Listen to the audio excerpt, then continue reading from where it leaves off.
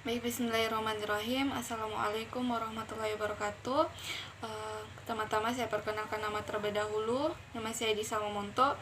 Baiklah, kami dari kelompok 12 akan mempresentasikan hasil makalah kami, yaitu berjudul tentang strategi pengintegrasian nilai-nilai Islam ke dalam mata pelajaran umum.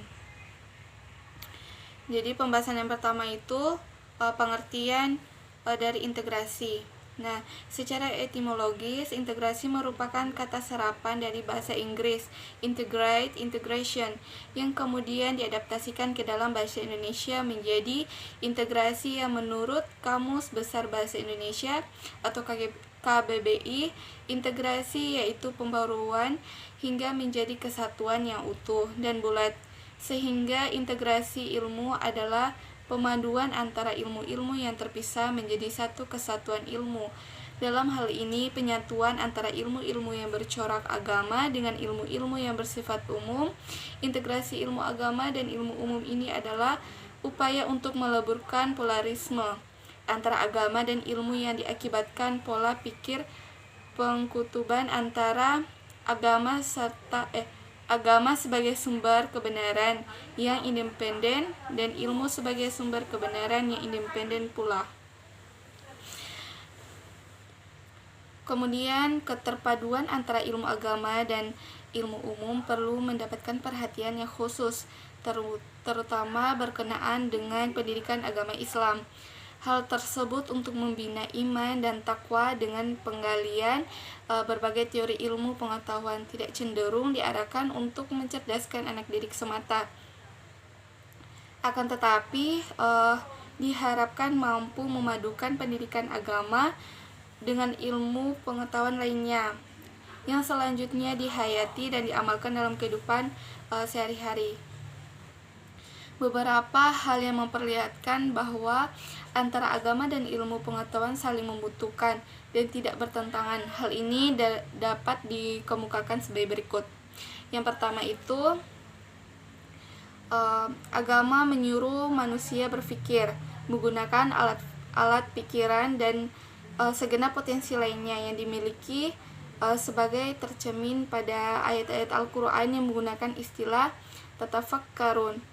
Kemudian tatadabbarun, tatazakkarun, ta'akul, fataku, intizar, ikra, fatafahum, tabassarum, dan seterusnya. Istilah-istilah mengacu kepada keharusan berpikir, merenungkan sesuatu yang bersifat sesuatu yang tersirat, mengingat ciptaan Allah. Merasa akal pikiran, memahami agama, mengobservasi dan menemukan. Kemudian yang kedua, di dalam wahyu terdapat perintah Allah untuk melaksanakan ibadah, mengolah alam dalam rangka pelaksanaan fungsi sebagai khalifah di muka bumi, memecahkan berbagai masalah dalam kehidupan dan sebagainya. Kemudian yang ketiga, agama berisikan ajaran-ajaran tentang bersyukur dan ibadah kepada Allah, berbuat salih dan hal-hal yang bermanfaat dan berguna bagi kehidupan manusia. Kemudian yang keempat, agama berfungsi membenarkan, melengkapi, dan mengoreksi terhadap berbagai temuan dalam bidang ilmu pengetahuan. Kemudian yang kelima, agama berbicara tentang kebahagiaan hidup di dunia dan di akhirat. Kemudian yang keenam, agama berbicara tentang alam gaib dan kepercayaan terhadap alam gaib ini termasuk hal yang amat ditekankan dalam Al-Quran. Dia menjadi salah satu ciri dari orang yang bertakwa, yaitu orang yang percaya kepada yang gaib, mendirikan sholat dan menafkahkan sebagian rezekinya, percaya kepada apa yang diturunkan kepada Nabi sebelumnya, serta percaya kepada hari akhir. Sekian dari saya, akan dilanjutkan oleh saudara teman saya, yaitu Eka, Kak Eka. Assalamualaikum warahmatullahi wabarakatuh. Bismillahirrahmanirrahim. Baiklah, saya akan melanjutkan pemaparan materi dari saudari saya, yakni terkait dengan integrasi pendidikan nilai-nilai Islam pada pembelajaran.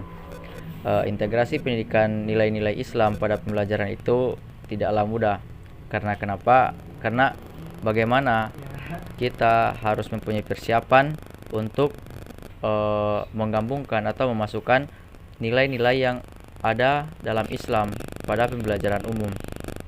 Contohnya itu pada misalnya pembelajaran pada biologi atau sains, itu bagaimana kita korelasikan atau kita sangkut pautkan dengan pendidikan Islam.